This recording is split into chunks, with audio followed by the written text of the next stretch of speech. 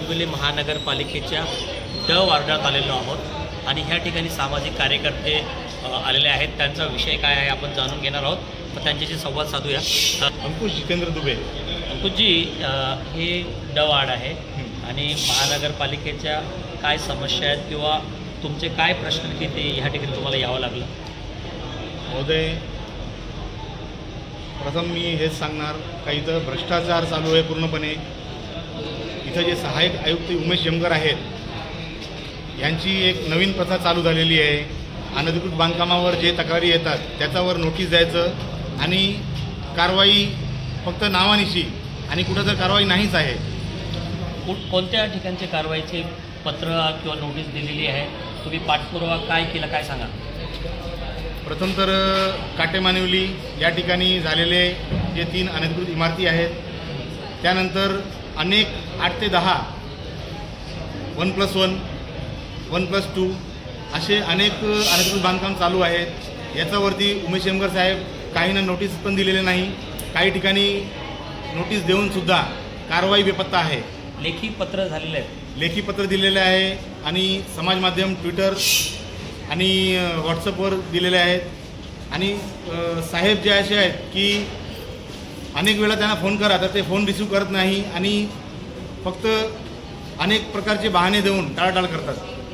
फुटपाथवर पण बांधकाम आहेत, गटारीवर आहेत, तसेच एन्क्रोचमेंट असे आहेत, एकमेकांचे घरासमोर म्हणजे घरावरती पत्रे आलेले आहेत, अशी पण बांधकामं आहेत।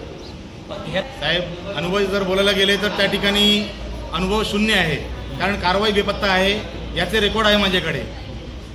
इथून आतापर्यंत तर कारवाई नाहीशीच आहे, म्हणून याबाबत मी आयुक्त साहेबांना आग्रह करणार का योग्य ती कारवाई करण्यात यावी आणि कायद्याची असमानता जे इथे सुरू आहे तर समान कायद्याचा अधिकार म्हणून योग्य ती कारवाई करण्यात यावी हीच विनंती। साहेब, जर बोलायला गेले तर हे थेट दिसून येत आहे का इथं अनधिकृत बांधकामांना प्रोत्साहन आहे आणि गरिबाला मार आहे। सामाजिक कार्यकर्ते अंकुश दुबे यांचा अनुभव आहे की यांनी अनेक लेखी पत्राद्वारे तक्रारी केलेल्या आहेत अनधिकृत बांधकामाच्या, म्हणजे ते इमारती असतील 1+1 असतील किंवा ह्या विभागातील फुटपाथवरती बांधकाम असेल।